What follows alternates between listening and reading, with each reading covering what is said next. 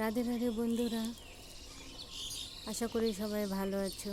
আমার ছোট্ট চ্যানেলে তোমাদের সবার স্বাগত।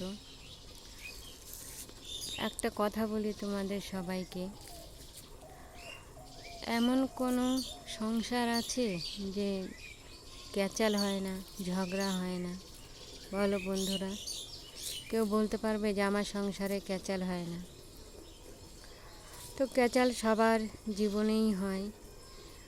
মানুষ বলতে ছাড়ে না যে ঠাকুর পূজা করলেই কি বাড়িতে সংসারে অশান্তি হবে না, বা বাড়িতে ক্যাচাল হবে না, মানুষের অসুখ হবে না, কষ্ট আসবে না? আমি তো কী বলবো, আমি ঠাকুরকে ছাড়া কিছু বুঝিই না, তবুও তো আমার জীবনে কত কষ্ট। আমি ঠাকুরকে দোষ দিই না বন্ধুরা, সত্যি। কী করবো, আমার কর্ম খারাপ।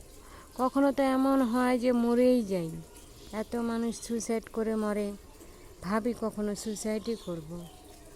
কখনো ভাবি যে এত মানুষের মরণ হয়, আমার কেন হয় না? আবার ভাবি পেছনে দুটা সন্তান আছে, ওদের কথা ভেবে কিচ্ছু করতে পারি না বন্ধুরা। যেভাবে হোক রাগটাকে চেক করে দিই। কখনো তো মনে হয় বাঁচবই না, এই জীবন রাখবই না। মানুষ বলে যে কখনো কষ্ট করে আলোচনা করি, এখন করি না, এখন বাড়িতেই থাকি। মানুষের সাথে কথাবার্তা বলতে গেলেই না এক থেকে আরেকটা, আরেকটা থেকে আরেকটা কীভাবে যেন ক্যাচাল শুরু হয়ে যায়, ভালো লাগে না। তাই ভাবি ওদের কথা ভেবে মরতেও পারি না। কার সাথে এরকম হয় না বলো? ঝগড়াঝাটি সবার সংসারে, তাই বলতে পারবে না তাই বলে মরে যাব? আগে ভাবতাম মরে যাব, এখন ভাবি মরবো না। মানুষ জীবন অনেক কষ্টে পাইছি, কোনো দিন মরবো না। থাক, কপালে কী আছে দেখা যাক।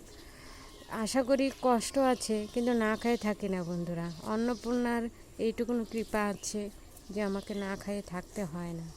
যেরকমই হোক, যেটুকুই হোক কপালে জোটে। তাই